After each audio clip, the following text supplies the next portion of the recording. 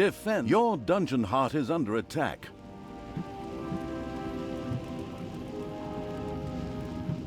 The dungeon heart is being attacked.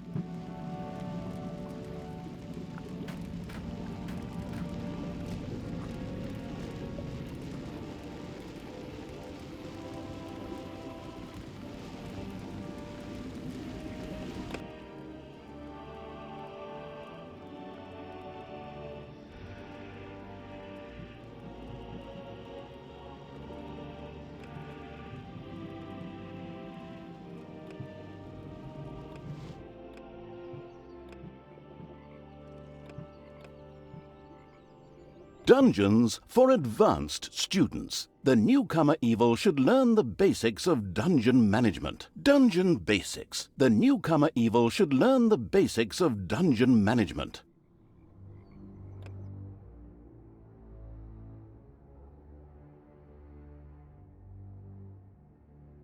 Ah, the still learning the ropes evil had decided to try the excellent tutorials. Good choice. In this childishly simple introductory mission, it would learn the basics of dungeon management. Things like digging, building rooms, and hiring and firing creatures. Everything a novice evil needs to know. First of all, it admired the center of its power, the dungeon heart. This, if possible, should never be broken, as that would lead to an inglorious and permanent end to the definitely wanting to avoid this at all costs evil. Naturally, the most important resource for any evil genius was gold. One can make the best things out of the glittering metal, and nary a creature was going to let the absolute evil hire it and push it around without a coin or two. Sad, I know, but that's the way the cold, hard capitalist world of evil works. Although a little gold could also be stored in the dungeon heart, the little snots, the strange name-giving evil's workers, had to travel long distances to do so. It made much more sense to build a treasury nearby. The fast-learning evil immediately began doing so.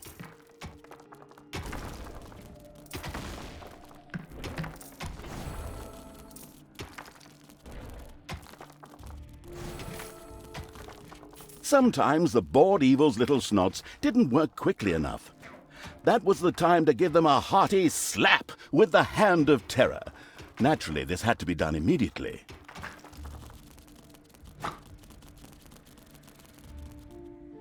The calculating evil threw a cagey glance at its population limits.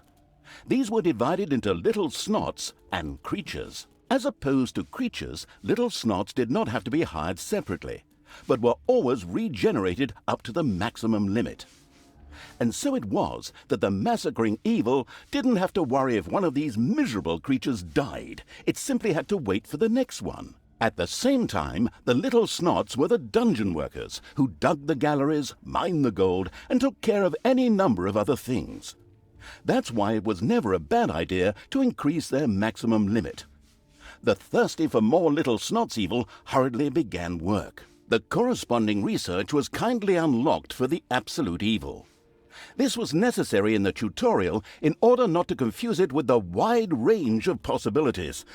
Besides, there are people out there who really do everything wrong.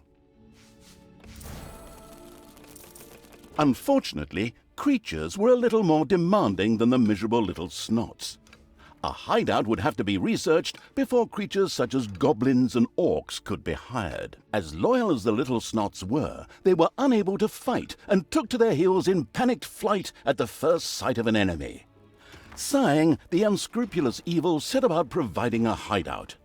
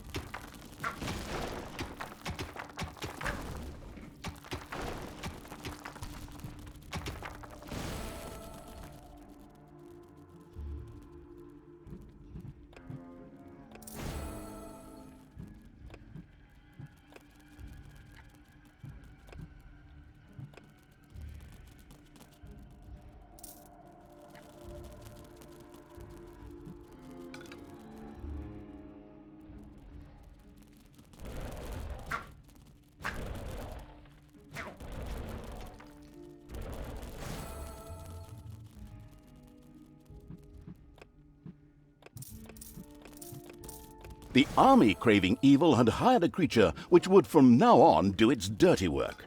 However, each creature consumed a population point. Fortunately, these could be increased just like the number of workers. Should it become necessary to recover a population point, the maliciously grinning evil could always use the egress located at its dungeon heart. Simply toss the creature onto it, a little pull of the lever, and oh, whoops. Well, there it goes. These creatures were pretty spoiled. Not only did horde creatures demand their own bunks, they also wanted something to eat. Otherwise, they would soon refuse to do any work whatsoever and go on strike. The deeply sighing evil had no other choice than to build his creatures a gobbler farm to satisfy their hunger.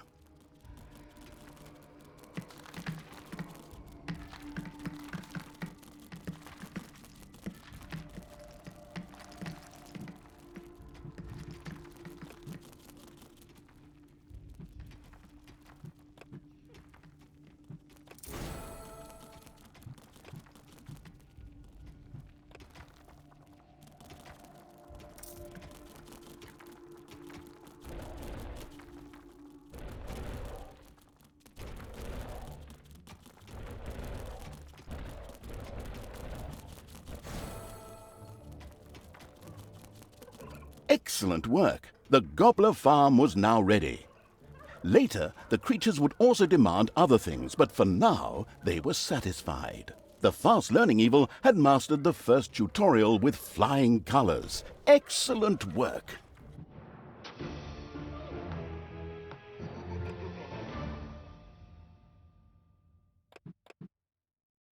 Evil evilness. The fast-learning evil quickly set about sending its creatures into the overworld.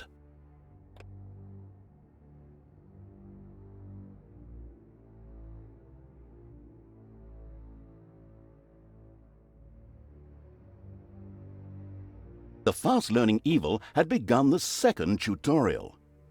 It now more or less knew what it had to do to build a dungeon. Now it would turn to the overworld, where it would sow chaos and destruction. Up there waited a Isle of Good, which just begged to be destroyed. The impatient evil got right down to destroying. Before the overworld could be destroyed, a number of creatures would first have to be brought there. The Hand of Terror greedily reached out to grab some.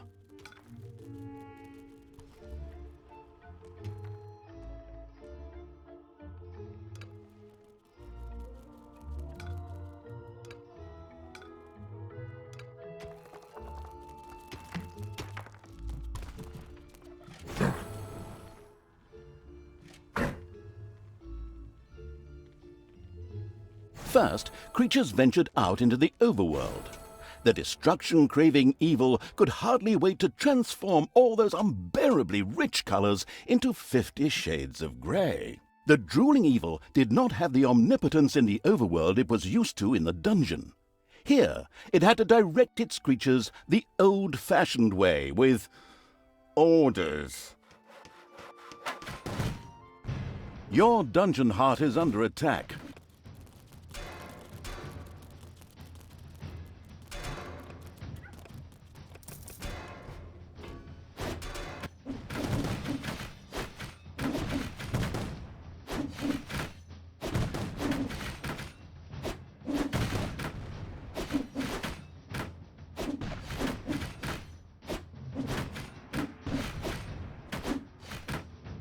Ah, the Isle of Good had been destroyed.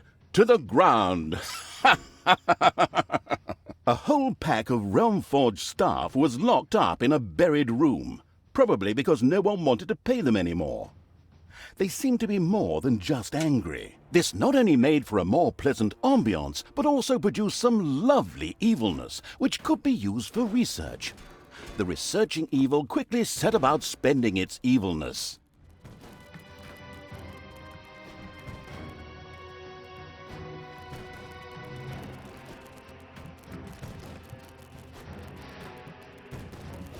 The spinning evil had researched the arachnids.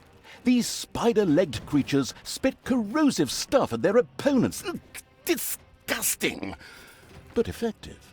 The fantastic evil had understood the basics of the overworld and the advantages of evilness in the blink of an eye.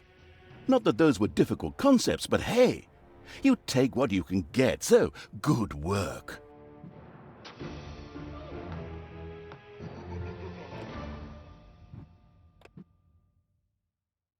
Dungeons for advanced students. The skilled evil quickly learned the skills needed to run a dungeon very efficiently.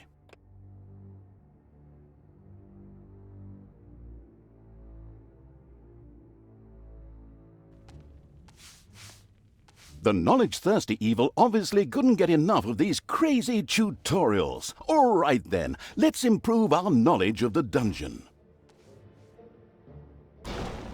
The Absolute Evil's creatures gathered experience from battles over the course of time, and thus reached new levels.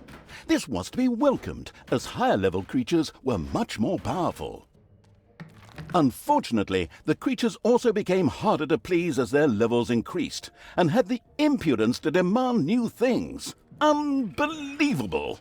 Well, that borders on treason. Horde creatures, for example, would later demand beer that they themselves produced in the brewery. But the brewery was still a long way off, as the annoyed evil's little snots had once again proved their lack of intelligence and hadn't built any workplaces in the dungeon. Toolboxes would later be needed for the brewery. These were produced by little snots at workplaces in the workshop. Sighing, the once again disappointed by its workers' evil, set about building the workplace.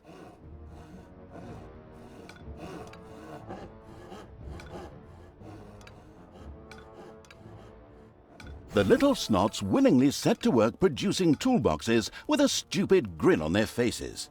These were needed to build the workplace in the brewery. A cast iron brewing kettle made out of toolboxes? Computer game logic. The not particularly known for its patience evil patiently waited for enough toolboxes to be available.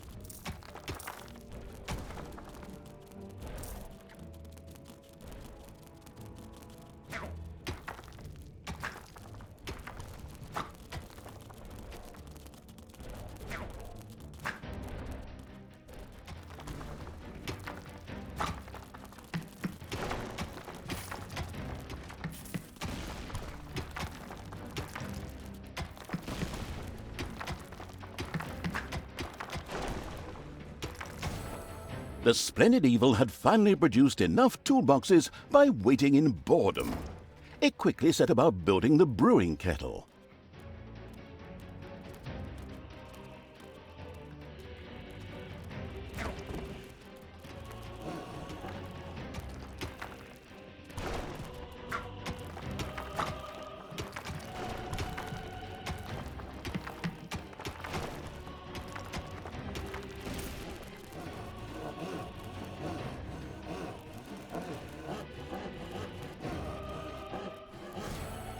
The brewing kettle stood proudly, and the diligent little snots went directly to work producing the delicious brew, so that the horde creatures could soon start knocking it back.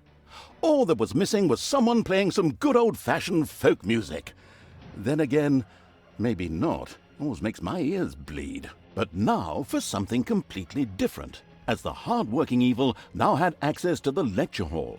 There, additions to normal research in the form of scrolls could be made for small amounts of gold, time, and evilness. The always slathering for something new evil quickly began to try them out.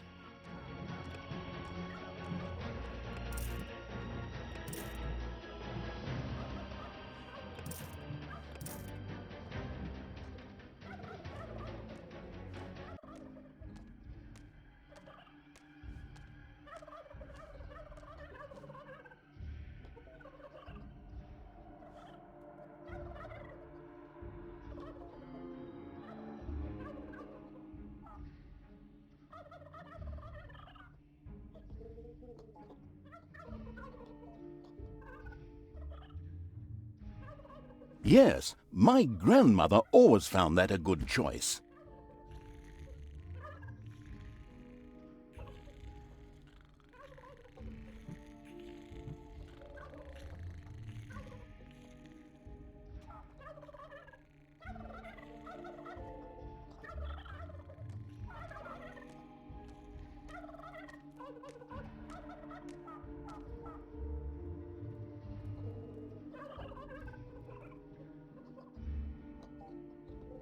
It's payday.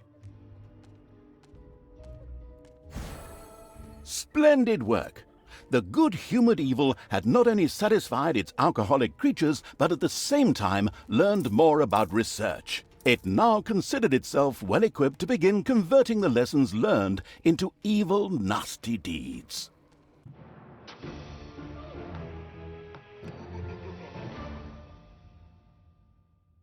The final exam. The chock-full of knowledge evil now faced the challenge of preparing its dungeon for real dangers.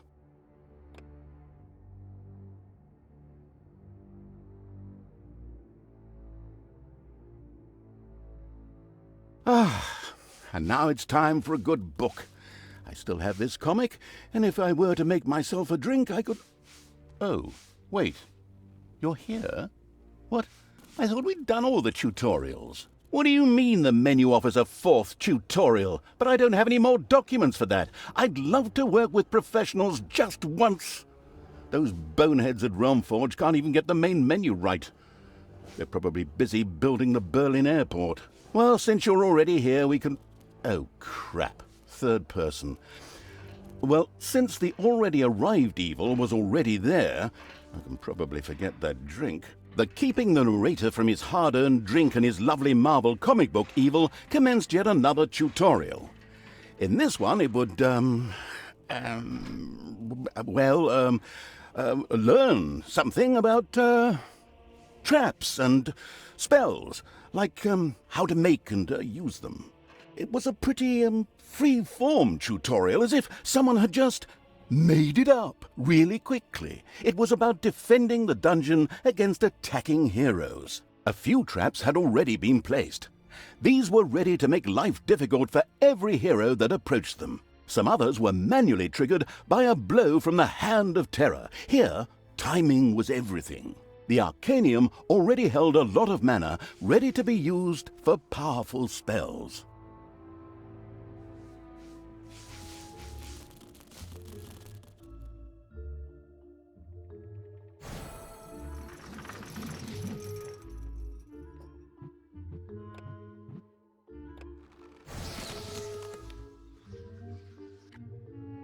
A suspicious trampling of heavy boots and clanging of armor was heard in the dungeon. Soon, the first heroes would enter the dungeon. There are enemies in your dungeon.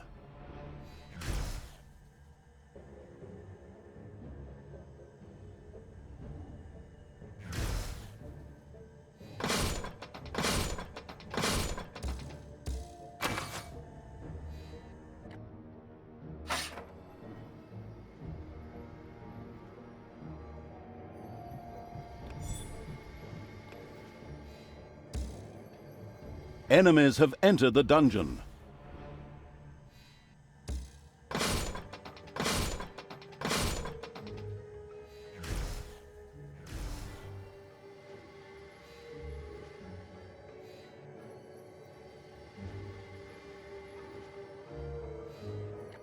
There are enemies in your dungeon.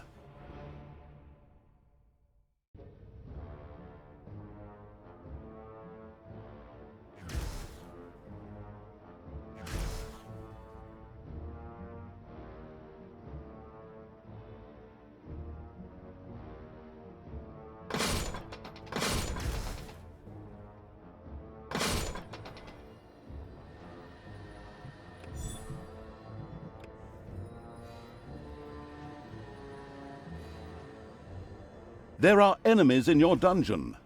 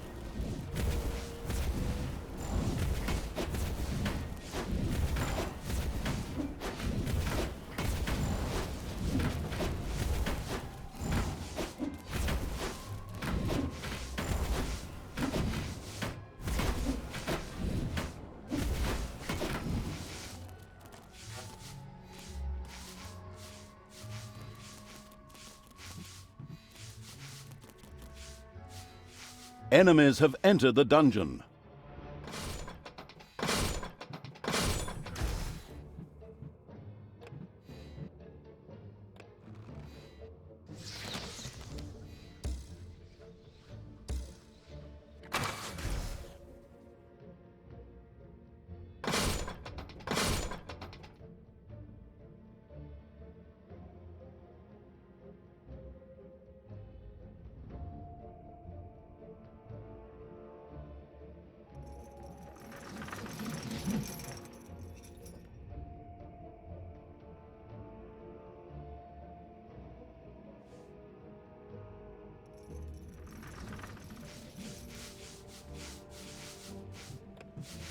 The dungeon heart is being attacked.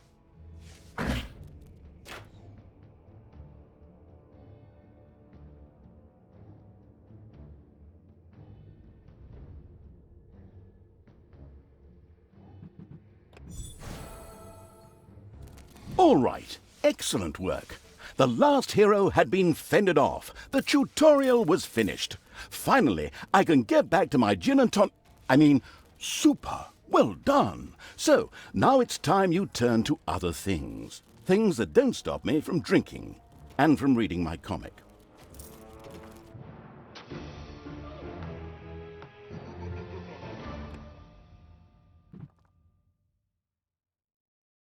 The Battle of Steelsmith, led by